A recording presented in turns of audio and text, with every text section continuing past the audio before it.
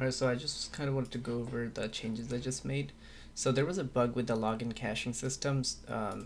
Essentially, the player could get soft locked, so they will never be able to log in again. But um, now I changed it, so that's not possible anymore. So the only thing is, when we initialize, we call this.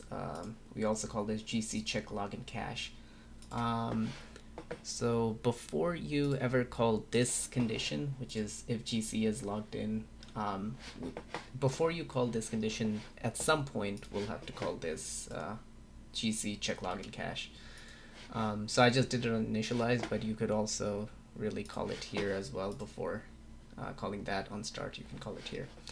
That's the only change. And also another thing I wanted to go over is the viewable stuff. So right now when we're getting the token IDs, we're filtering it by a collection ID. So if you wanted to add more collection ID or change the collection ID, you can go into Beamable, and you can see there's three realms. I only worked on dev and production, but the config for these realms, they're not synced. You have to manually sync them. Okay, so I'll just go into dev for now and go under this operate here, and then inside the config tab here, we can see this little core settings token collection filter.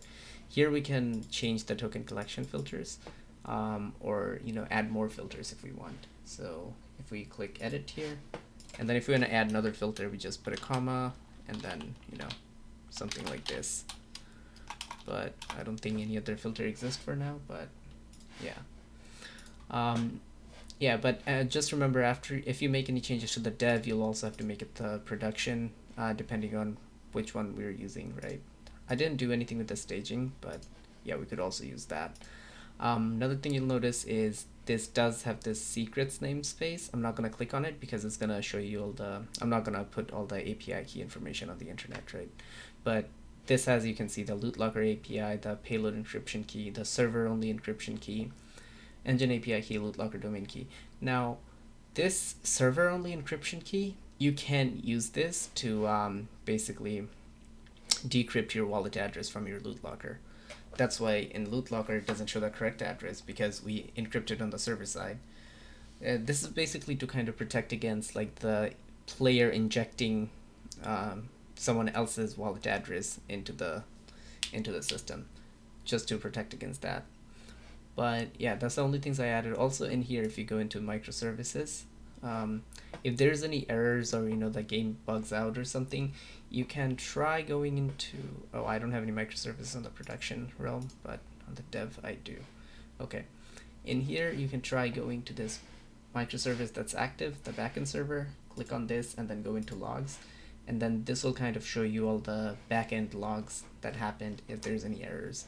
You can see a server shutting down, service ready for traffic. It's gonna like log out anything that we encounter through the backend service, right?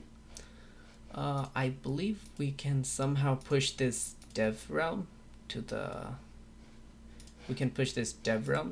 production realm, because right now, the production realm does not have the microservice, right?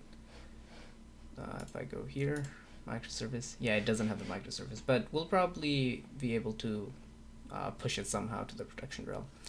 But yeah, that's it for now.